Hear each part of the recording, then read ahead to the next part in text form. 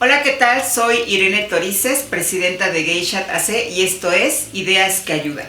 El día de hoy, en 10 preguntas al especialista, vamos a hablar de transexualidad y para ello nos acompaña de nueva cuenta Jorge Alejandro Peña. Él es médico, epidemiólogo y sexólogo.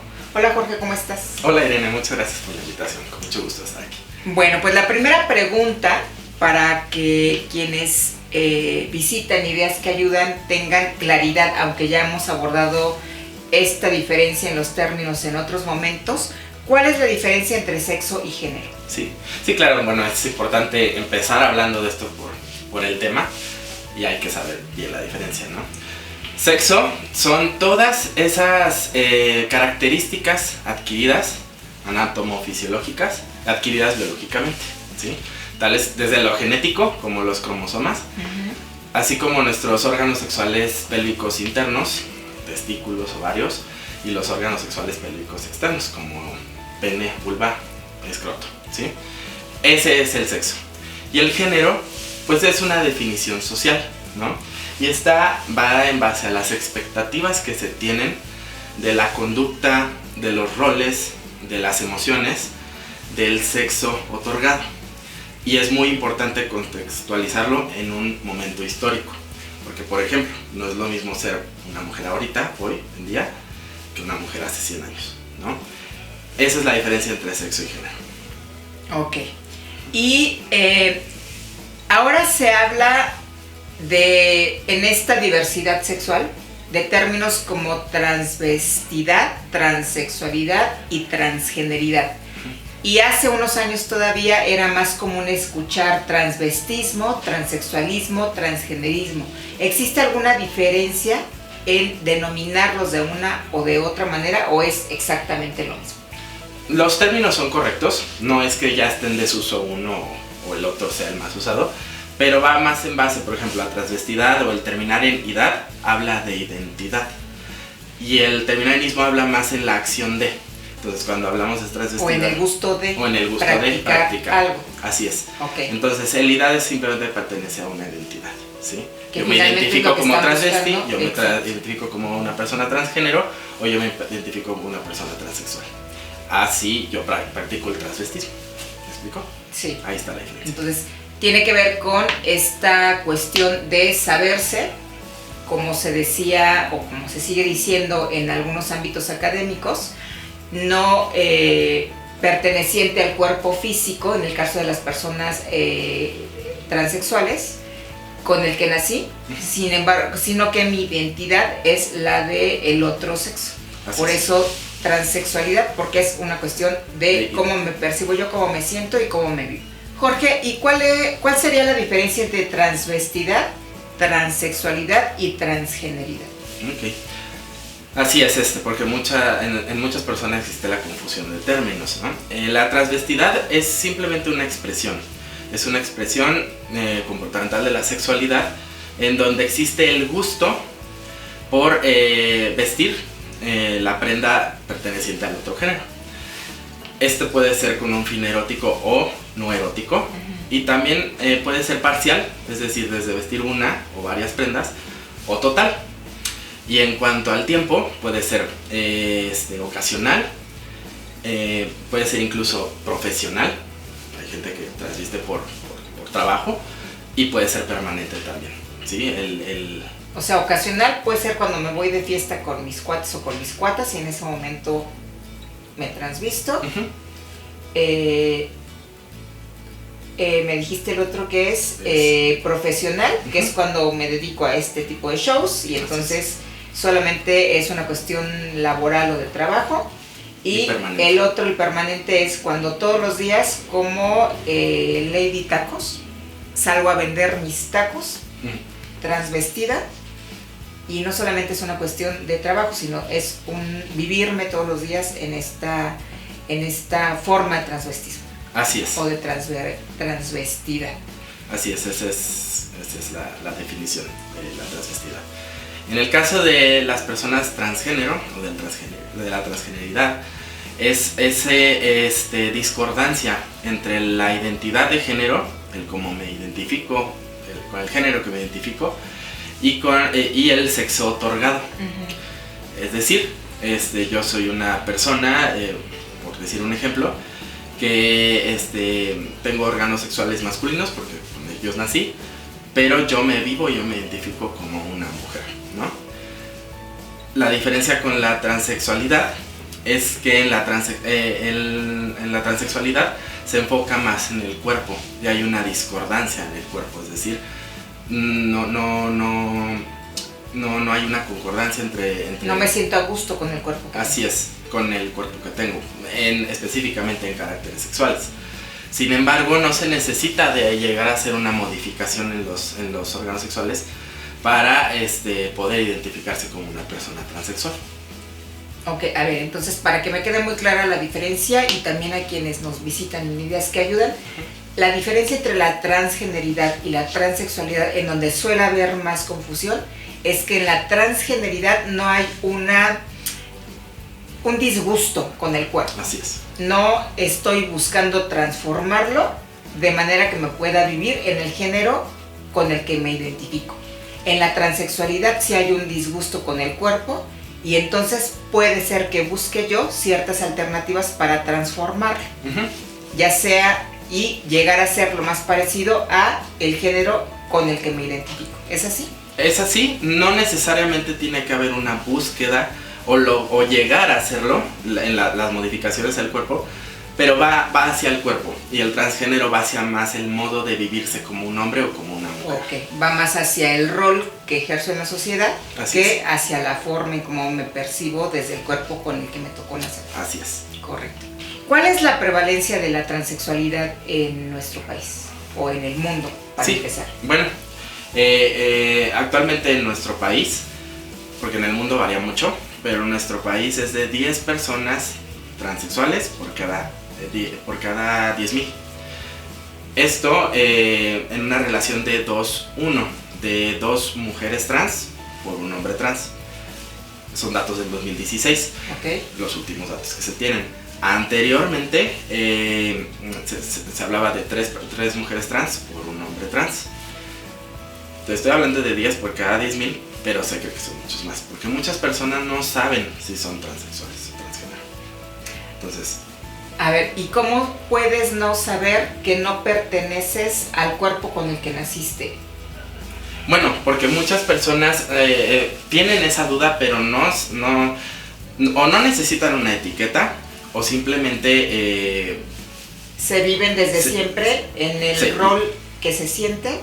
Ajá, o quedan con la duda, porque nunca se acercaron con alguien que los pudiera orientar al respecto. O nunca escucharon un programa o nunca escucharon una cápsula como la de Ideas en donde hubiera gente especializada en aclararles sobre el tema. Así es, sí. Entonces se cree, o sea, son 10 por cada 10,000 documentados, pero se cree que son mucho más. ¿Y esto es en investigaciones científicas o es en un censo que hizo el gobierno mexicano, como el que ya merito viene, y en donde se hizo la pregunta específica de usted con qué identidad se vive? No dudo que haya de esas encuestas, pero sí, son datos de investigaciones científicas con muestras, ¿no? Y en base a las muestras pues ya se hace la escala y se hace ese aproximado, es una cifra estimada. Pero sí, se hablan de 10 de cada 10,000. A otras partes del mundo, la que más destaca, por ejemplo, es el país de Holanda, que es 1 de cada 10. Ok. A ver, hace rato hablabas de que por cada 2 mujeres trans hay un hombre. Hay un hombre trans, así es. Es decir, 2 mujeres biológicas o 2 mujeres que se identifican, 2 hombres biológicos que se identifican como mujeres. Así es. Por una mujer biológica que se identifica como hombre. Sí, en este caso de 2 mujeres trans, una mujer trans es, por así decirlo, una persona que nace con características biológicas de hombre, que se identifica como mujer. Ok, sí, ya me quedó ahora sí más claro. Así es. Durante mucho tiempo, estos 3 aspectos de la vida de las personas, la transversidad, la transgeneridad y la transexualidad, estuvieron tipificados o estuvieron metidos dentro de lo que es la Biblia, por decirlo de alguna forma, de los psicólogos y psiquiatras, que es el DSM ahora en su 5ª versión. ¿sigue considerándose como una patología, como un trastorno o como una enfermedad, o ya no se considera ninguna de estas condiciones? Sí, desde luego es un rotundo no.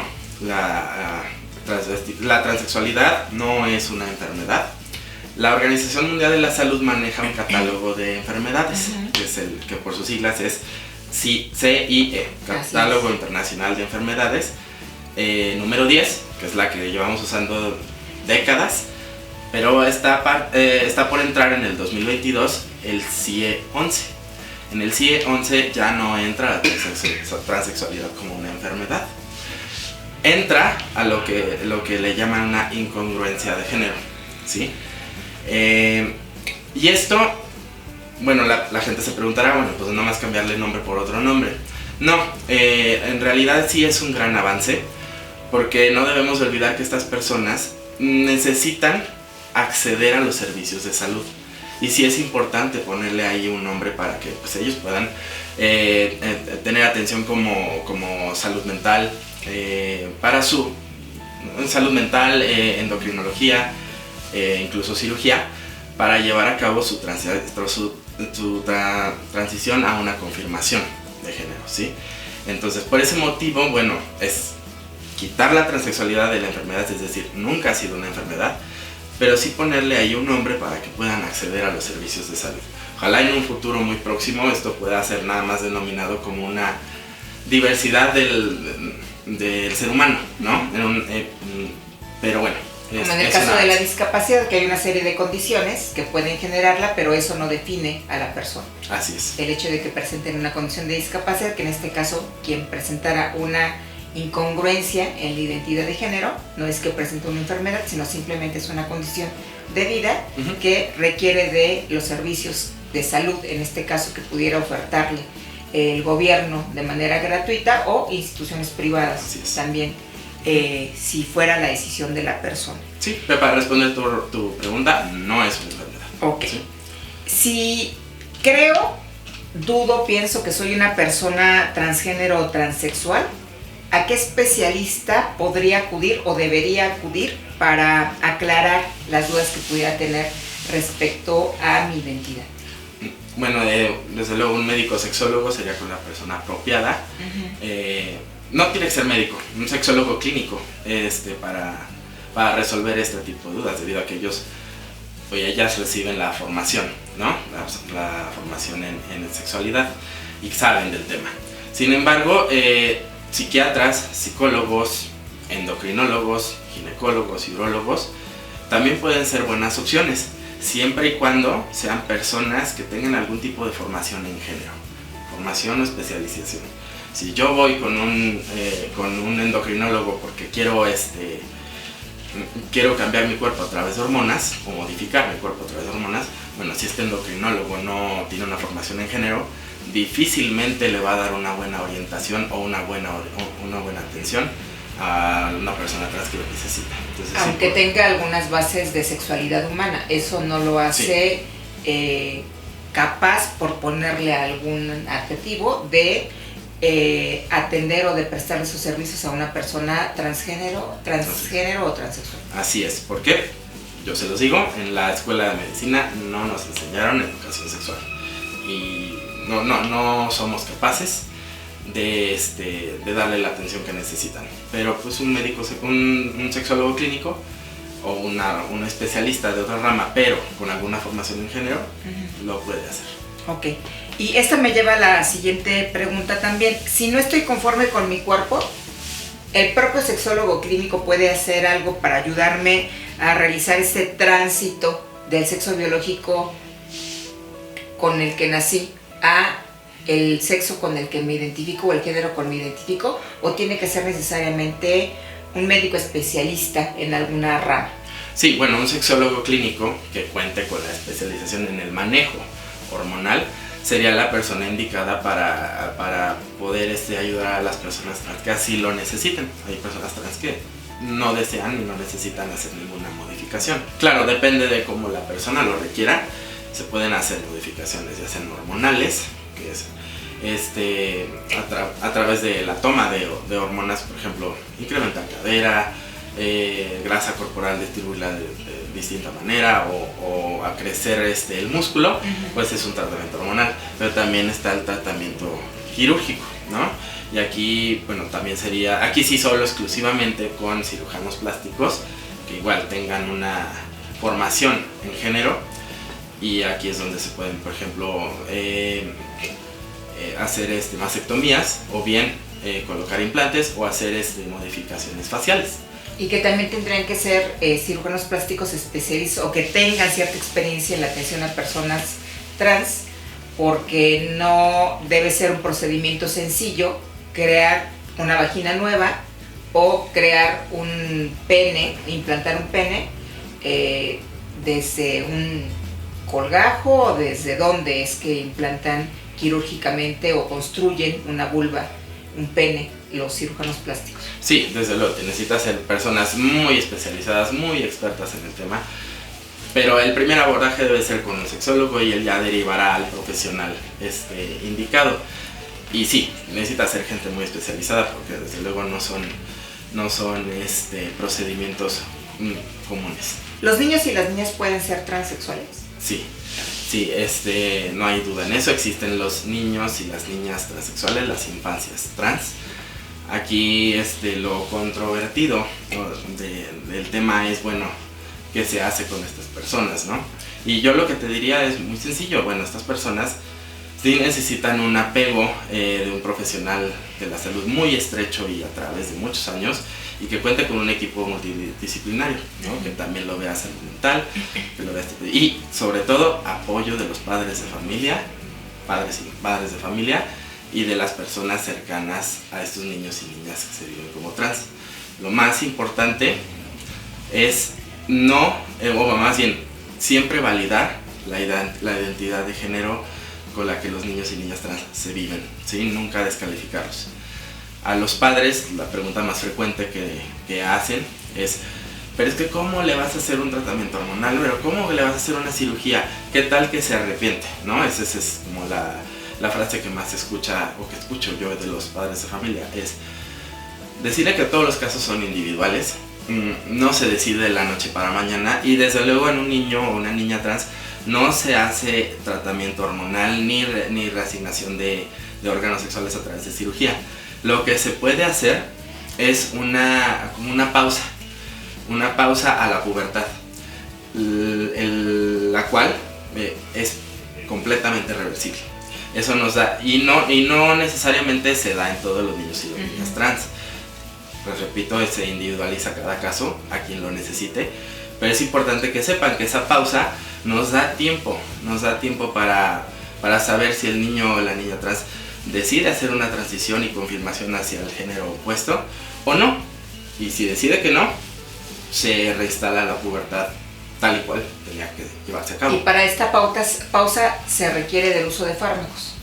Sí. Para detener la pubertad. Sí. Desde luego manejo endocrinológico, pero por eso es un equipo muy estrecho, multidisciplinario, con el niño y la niña trans. ¿Y cuándo se empieza el tratamiento para hacer esta pausa? ¿En cuanto empiezan a aparecer los primeros signos de los caracteres sexuales secundarios o antes? Tiene que hacerse una serie de pruebas de laboratorio para identificar si ya están apareciendo las hormonas que provocan la aparición de estos cambios, o no sé, me imagino en el caso de una niña biológica que se vive como hombre.